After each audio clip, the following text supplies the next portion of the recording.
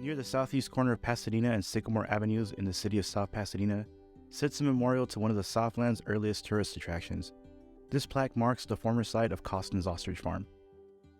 In 1886, English adventurer and world traveler Edwin Cawston embarked on his newest journey, importing 50 African ostriches to California. Ostrich plumes were the must-have trendy accessories of the Victorian era, and Cawston was convinced that Southern California was the perfect place to cash in on the fashion craze. The weeks-long trip was grueling for the birds. After offloading them in Galveston, Texas, they were put on a train to Southern California. Of the 50 birds that started the trip, only 18 survived. Cawston established a farm in Norwalk to breed the birds, raise chicks, and harvest their feathers. It was never meant to be a tourist attraction, but it drew lots of curious visitors. Wanting to provide a place for people to see the birds, Cawston and his partner Charles Fox established an exhibition ostrich farm at the Washington Gardens Amusement Park in current day downtown LA. His stay there was brief as he had limited success with this venture, and in 1888 moved the birds back to the Norwalk farm as he searched for a permanent location where visitors could see the ostriches up close but without interfering with the day-to-day operations of the farm. In 1886, he found out location in South Pasadena. This new property was designed to be tourist-friendly and included gardens, a feather processing factory,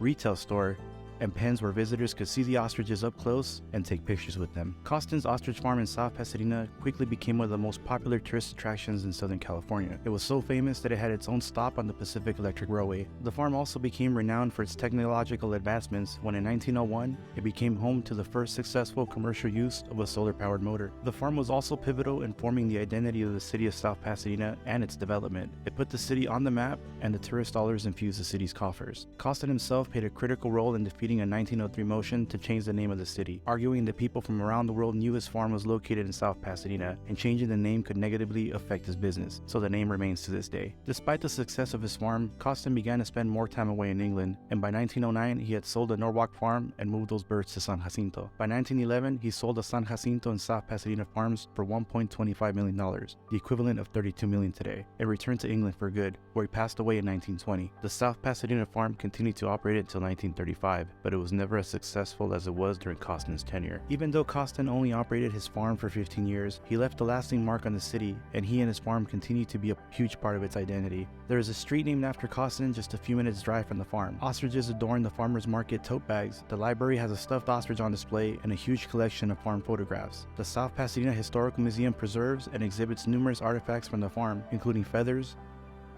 postcards, eggs, and souvenirs. And on the side of the farm, next to the plaque, is a loft building aptly named the Ostrich Farm, complete with illustrations of the birds on its glass doors and a statue out front. So there's at least 3 ostriches still on the farm.